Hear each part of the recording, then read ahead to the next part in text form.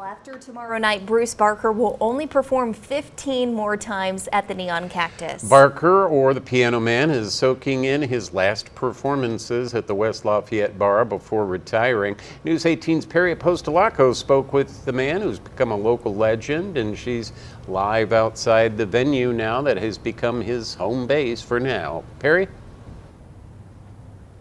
That's right, Jeff and Marley. Now, if you've ever been to the Neon Cactus on a Thursday night during the school year, you know that oftentimes the line can extend all the way down to the end of the building here. And there's a reason why some people are willing to wait in a line that long.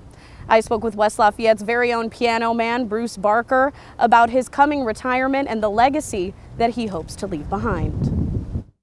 Oh, la da da da da da, la da da da da. It's unusual to see Bruce Barker playing to a nearly empty room. Well, we're all in the mood for a melody.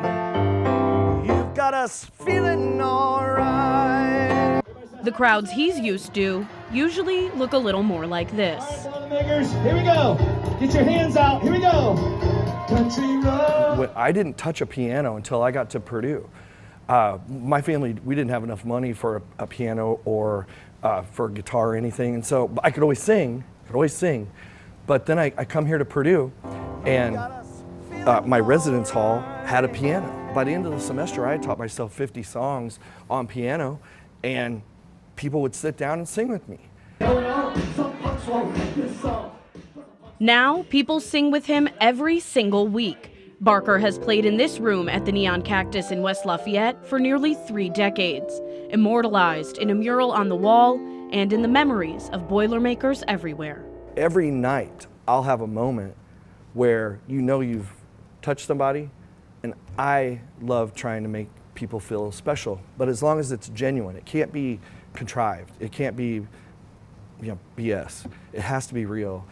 After 28 years and, by Barker's count, over 1 million audience members, enough to fill Ross-Ade Stadium 18 times, and a collective 12,618 hours of singing, Barker is ready to step away from the piano bench.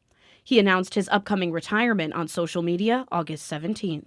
Tomorrow's not promised. Next year's not promised. But when there's only but there is only an amount of time that your kids are going to be in the house, and I wanted to live with my kids and experience them. And I would come down here every Thursday to hear Bruce. That was my kind of weekly routine that I would do. I'd get off work early and come down to hear Bruce the second half of his show. As we've previously reported, the Neon Cactus closed during the COVID-19 pandemic. Ethan Brown bought and reopened the place in the fall of 2022. When we first bought the Cactus here, he was the first phone call that I made, because without Bruce, it's not the Cactus. Takes everything you got. For Barker, the Cactus feels like home. That's why, instead of goodbye, he is choosing to say farewell to his regular Thursday set. But that doesn't mean his voice won't fill this room again. I'm still going to come here and make appearances, but it is time to hand the baton to the next generation, and I am the luckiest Boilermaker, possibly besides Drew Brees and Neil Armstrong, on this earth. I am so blessed. Barker's last performance here at the Neon Cactus will feature him alongside a full band. That is happening December 7th. Reporting live in West Lafayette, I'm Pari Apostolakos, News 18.